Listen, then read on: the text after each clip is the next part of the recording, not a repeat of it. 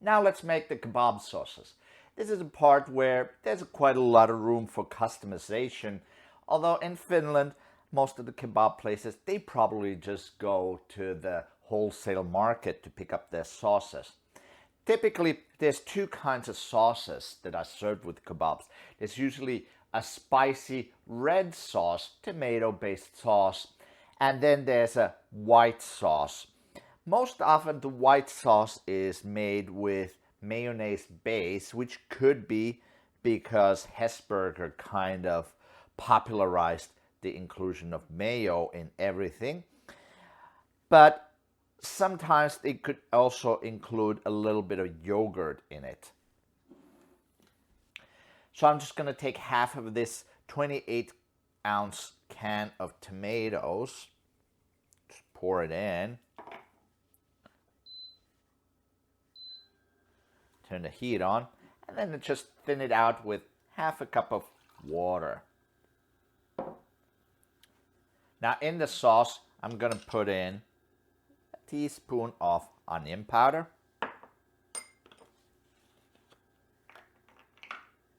half a teaspoon of ground cumin. Again, cumin, not caraway. A teaspoon of garlic powder. Half a teaspoon of celery seed. And to make it spicy, you could use cayenne, but I have this smoked ghost pepper. This stuff is really fiery, so I'm just gonna add a dash of it. Obviously, if you want spicier, use more cayenne or whatever spicy peppers you have, spicy red peppers. A couple turns of black pepper.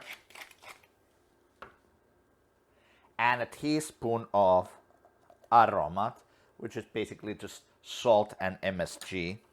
Now we'll mix this all together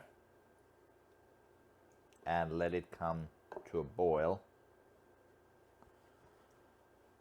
While my red sauce is cooking, I'm going to make the white sauce. So I'm going to put in about a half a cup of mayo, equal amounts of Greek yogurt,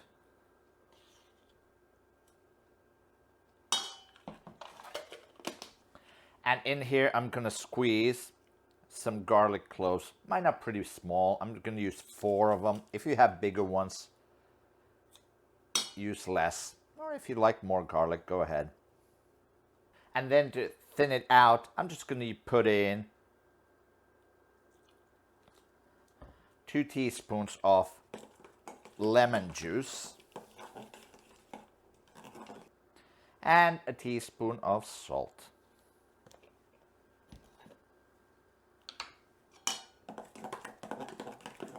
I think my sauce needs just a little bit more salt, so I'm going to add a little bit more salt.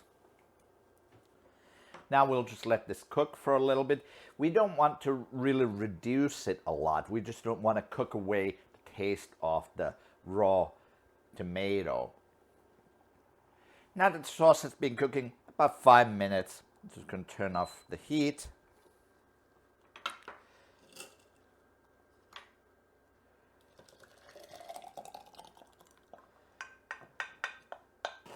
And quickly puree it.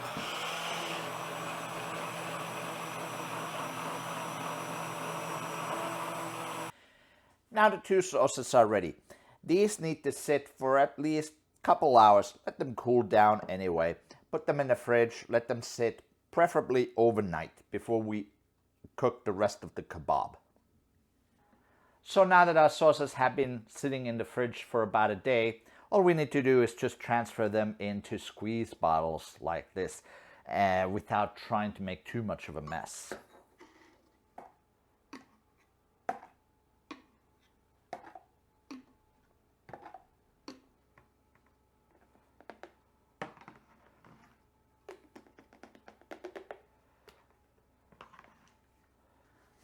And here we go. Our fiery sauce and our garlic mayo are ready to use for a Finnish Döner Kebab.